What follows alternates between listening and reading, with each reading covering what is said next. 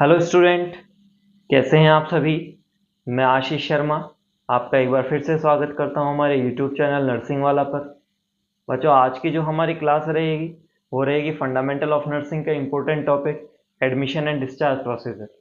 किस तरीके से पेशेंट का एडमिशन किया जाता है, क्यों एडमिट किया जाता है पेशेंट का, क्या क्या पर्पज़ हैं एडमिट करने के, ठीक है ना।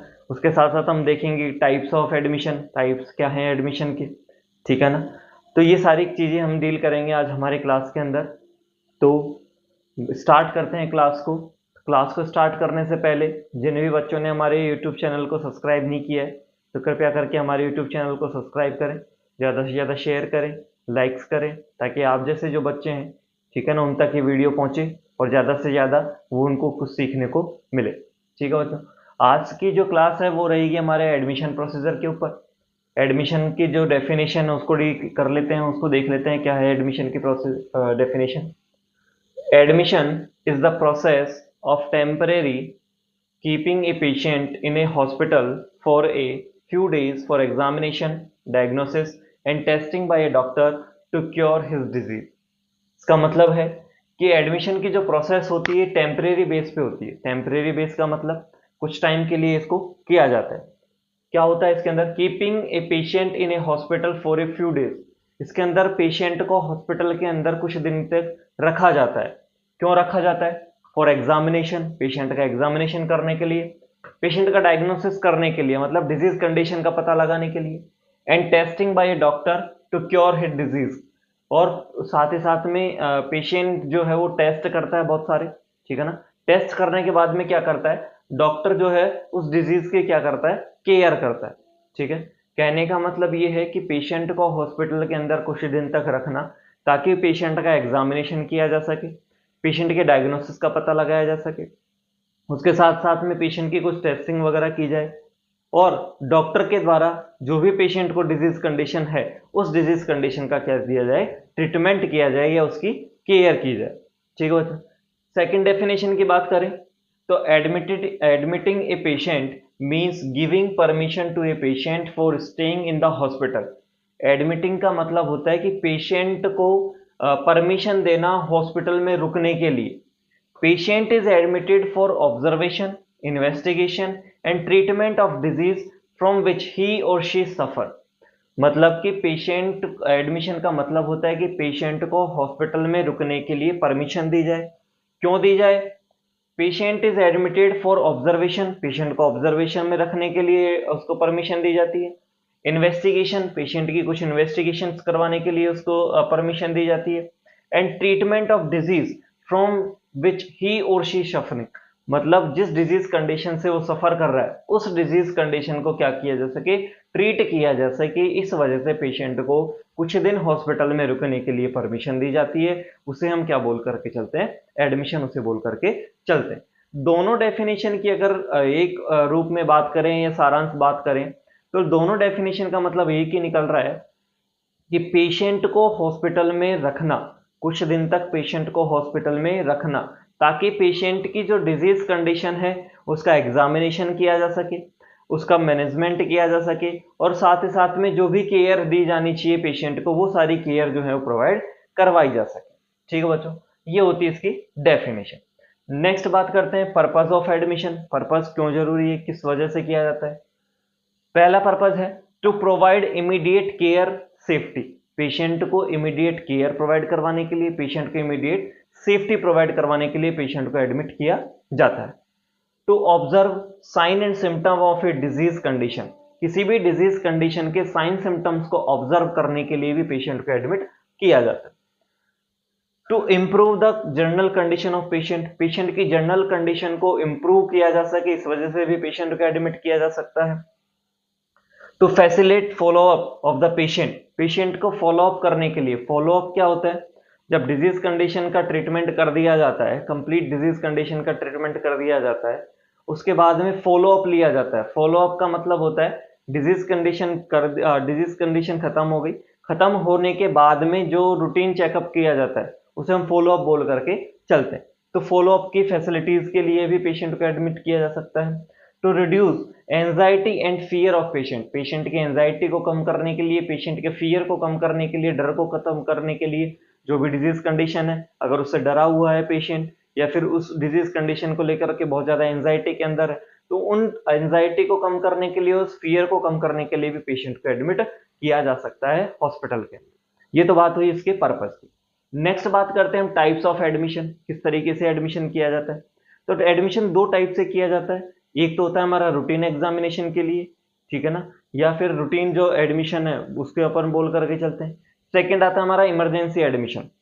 रूटीन एडमिशन के अंदर क्या होता है, रूटीन एडमिशन के अंदर जो भी जैसे कि क्रोनिक डिजीज कंडीशंस चल रही हैं किसी पेशेंट के, पुरानी कोई डिजीज कंडीशन चल रही है, उन डिजीज कंडीशन से रिलेटेड अगर पेशेंट को एडमिट किया जा रहा है, जैसे कि पेशेंट को कोई सर्जरी करवानी है, प्री प्लान सर्जरी जिसे हम बोल करके चल सकते हैं, कि प्री प्लान जो सर्जरीज हैं उनको डन करने के लिए, उनको कंप्लीट करने के लिए, या फिर कोई क्रोनिक डिजीज कंडीशन है जिसकी वजह से पेशेंट को क्या किया जा रहा है, एडमिट किया जा रहा है, उसे हम बोल करके चलेंगे रूटीन एडमिशन। इसके अंदर लिखा हुआ है, it means that the client are admitted for investigation and plan treatment and surgeries. मतलब कि कोई प्लान ट्रीटमेंट देना है पेशेंट को, पहले से प्री प्लान ट्रीटमेंट है या प्री प्लान सर्जरी है, उसे अगर कंप्लीट करना है तो पेशेंट को एडमिट कर रहे हैं, तो वो क्या कहलाता है, हमारा रूटीन एडमिशन कहलाता है। सेकंड बात करें, इसके एग्जांपल्स देख लो रूटीन एग्जामिनेशन के, जैसे हाइपरटेंशन है पेशेंट को, डायबिटीज मेलाइटिस है पेशेंट को, हर्निया हुआ है पेशेंट को, या फिर जॉइंटिस कंडीशन है, या फिर और भी कोई डिजीज कंडीशन है, जैसे कि क्रोनिक अपेंडिसाइटिस हुआ है पेशेंट को, बहुत लंबे समय से चल रहा है, ठीक है ना। तो ये सब डिजीज कंडीशन है, ये रूटीन के अंदर आती है, ठीक है ना। इन्हें रूटीन के अंदर क्या होगा कि हमें इमरजेंसी की आवश्यकता नहीं होगी, हैंड टू हैंड में कोई चीज करने की आवश्यकता नहीं होगी, प्री प्लान कर सकते हैं या धीरे धीरे उस डिजीज को खत्म किया जा सकता है। सेकंड बात करते हैं हम इमरजेंसी एडमिशन। इमरजेंसी एडमिशन क्या होता है, it means that the client are admitted in acute conditions requiring immediate treatment. मतलब जिन डिजीज कंडीशन में इमीडिएट केयर की आवश्यकता है, इमीडिएट ट्रीटमेंट की आवश्यकता है, अगर उन डिजीज कंडीशन की वजह से पेशेंट एडमिट हो रहा है तो वो कहलाएगा हमारा इमरजेंसी एडमिशन।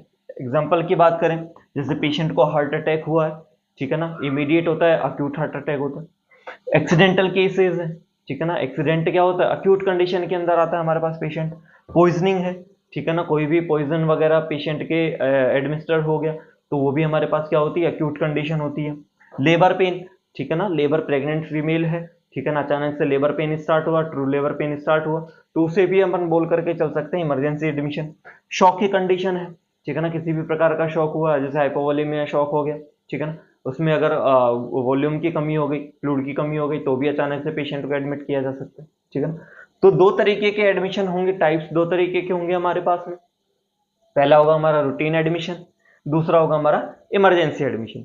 रूटीन एडमिशन के अंदर क्या होगा, कोई प्री प्लान ट्रीटमेंट है या प्री प्लान सर्जरी है, उसे कंप्लीट करने के लिए हम अगर पेशेंट को एडमिट कर रहे हैं तो वो क्या कहलाएगा, हमारा रूटीन एडमिशन कहलाएगा।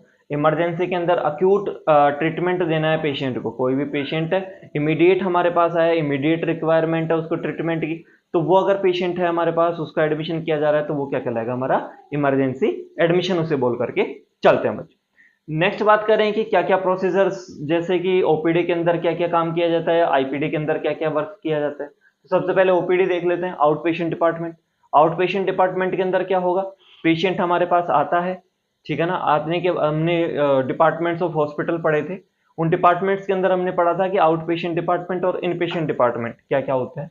तो आउट पेशेंट डिपार्टमेंट के अंदर क्या होगा, पेशेंट आता है, इंक्वायरी करता है, इंक्वायरी करने के बाद में क्या करता है, रजिस्ट्रेशन करवाता है, रजिस्ट्रेशन करवाने के बाद में क्या करता है, वेटिंग हॉल में वेट करता है, उसके बाद में क्या करेगा, डॉक्टर्स रूम के अंदर जाएगा, वहां से कुछ इन्वेस्टिगेशंस करवाएंगे, इन्वेस्टिगेशंस करवाने के बाद में उसको फार्मेसी पे जाना होगा, प्रिस्क्रिप्शन दिया जाएगा, प्रिस्क्रिप्शन देने के बाद में क्या करता है, पेशेंट एग्जिट कर जाता है। यह होता है हमारा ओपीडी। इसके अंदर क्या क्या करेंगे ओपीडी के अंदर, देख लो।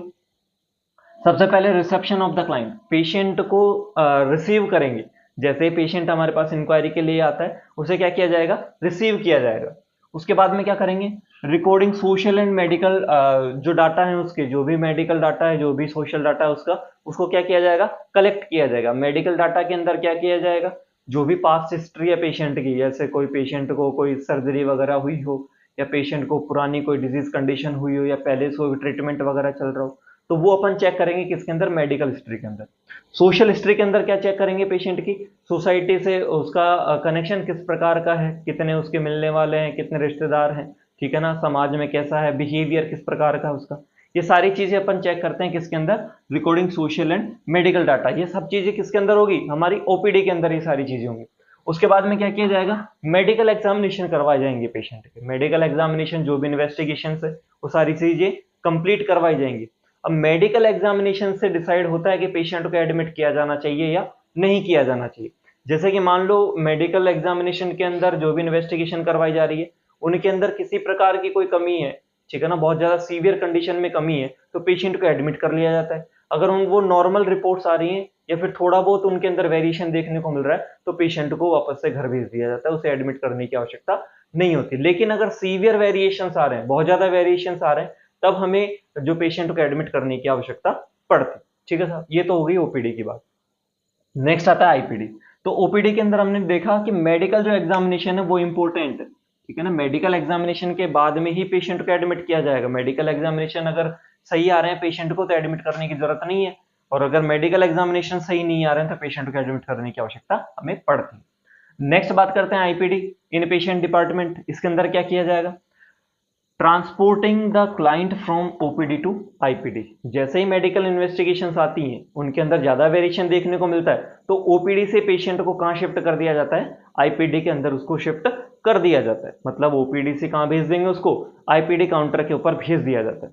आईपीडी काउंटर पे भेजने के बाद में क्या होगा, reception of the client in the ward. वहां से भेजने के बाद में पेशेंट को कहां भेज दिया जाता है, वार्ड के अंदर भेज दिया जाता है। वार्ड पे जो भी वार्ड इंचार्ज होगा वो क्या करेगा, उस क्लाइंट को रिसीव करेगा वार्ड के अंदर। उसके बाद में ऑब्जर्वेशन ऑफ द क्लाइंट। जैसे ही रिसीव कर लिया, रिसीव करने के बाद में क्या किया जाएगा, ऑब्जर्वेशन में रखा जाएगा पेशेंट को। ऑब्जर्वेशन के अंदर क्या रखेंगे, पेशेंट को बेड वगैरह दे दिया जाता है। बेड देने के बाद में कुछ टाइम के लिए पूरी जो रिपोर्ट्स वगैरह हैं उनको चेक किया जाता है, ठीक है ना, कि क्या क्या इनके अंदर वेरिएशंस हैं और कहाँ इसका ट्रीटमेंट दिया जाना चाहिए, क्या इसको ट्रीटमेंट दिया जाना चाहिए। उसके बाद में क्या करेंगे, helping of the client to occupy his bed. उसे उसके बेड तक पहुंचाने के लिए हम क्या करेंगे, हेल्प करेंगे पेशेंट को, उसके बेड तक पहुंचाकर हम आएंगे। उसके बाद क्या किया जाएगा, care of valuables and clothing. Patient के जो भी क्लॉथ वगैरह हैं, वैल्यूबल थिंग्स हैं, उनकी केयर करेंगे। मतलब पेशेंट को एक लॉकर दिया जाएगा, उस लॉकर के अंदर जितनी भी जो भी उसके पास में कीमती चीजें हैं उनको रख दिया जाएगा। जैसे पेशेंट हमारा एडमिट से डिस्चार्ज होकर के जाएगा तब वो सारी चीजें पेशेंट को वापस से दे दी जाती। तो ये क्या होता है, ये एक हमारा एडमिशन प्रोसीजर है कि किस तरीके से हम पेशेंट को क्या करते हैं, एडमिट करते हैं हॉस्पिटल के अंदर। इसके अंदर आज हमने पढ़ा कि एडमिशन प्रोसीजर के अंदर पढ़ा हमने डेफिनेशन क्या क्या है इसकी। उसके बाद में हमने डील करी पर्पज क्या क्या है इसके अंदर। उसके बाद में डील करा हमने कि टाइप्स क्या क्या है, टाइप्स ऑफ एडमिशन, दो टाइप्स के पढ़े हमने, रूटीन एडमिशन और इमरजेंसी एडमिशन। उसके बाद में हमने पढ़ा कि क्या क्या वर्क जो है किए जाते हैं ओपीडी के अंदर और क्या वर्क किए जाते हैं आईपीडी के अंदर। ठीक है बच्चों, आज की क्लास के लिए इतना ही। आपका बहुत बहुत धन्यवाद। ज़्यादा से ज़्यादा कमेंट्स करें, लाइक करें, शेयर करें, सब्सक्राइब करें हमारे यूट्यूब चैनल को। Thank you.